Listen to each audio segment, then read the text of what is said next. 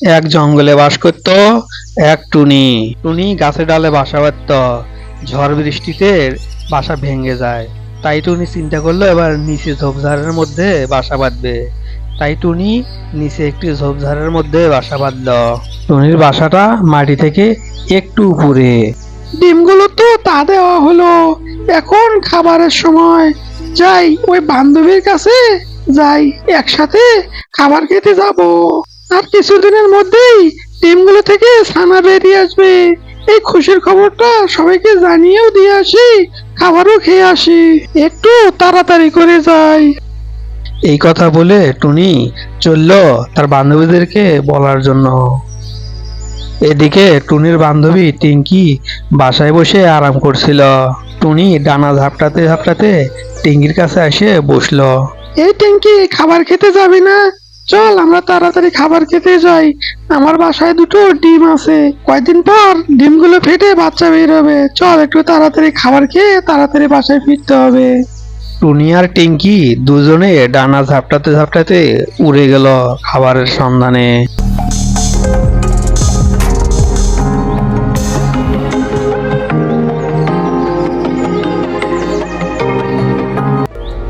টুনি টিঙ্কি দুজনেই উড়তে উড়তে একটি গ্রামের মধ্যে এসে পৌঁছিল।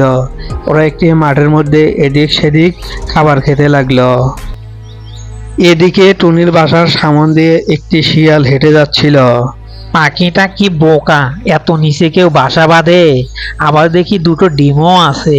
আহা, অনেকদিন হলো পাখির ডিম খাই না, আজকে খেয়ে দেখি কেমন মজা লাগে। এই বলে শিয়াল টুনির বাসা থেকে একটি ডিম পকেটের মধ্যে নিল। আজকে একটি ডিম খেয়ে পার করে দেই, ওই ডিমটা থেকে যখন ছানা বের হবে তখন আসে ছানাটাকে খাবো। শিয়াল টুনির বাসা থেকে একটি ডিম নিয়ে সেখান থেকে চলে গেল। অনেকক্ষণ পর টুনি খাবার খেয়ে বাসায় ফিরে আসলো।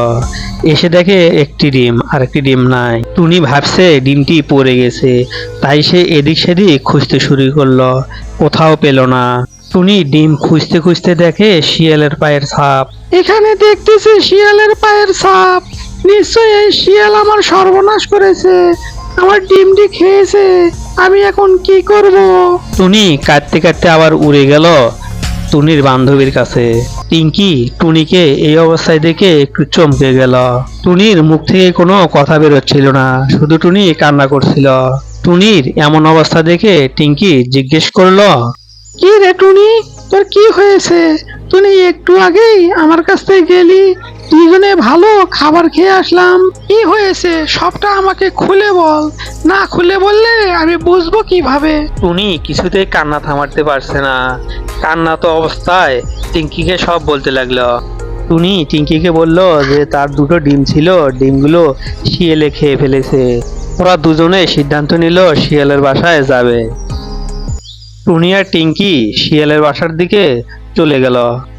এদিকে শিয়াল মশাই পাখির ডিম খেয়ে একটি গাছের নিচে আরামে ঘুম পাড়তিছে। টুনি আর টিঙ্কি উড়ে এসে একটি ঝোপের উপর বসলো আর নিচের দিকে তাকিয়ে দেখে ডিমগুলো খাওয়ার পর খোসাগুলো পড়ে আছে।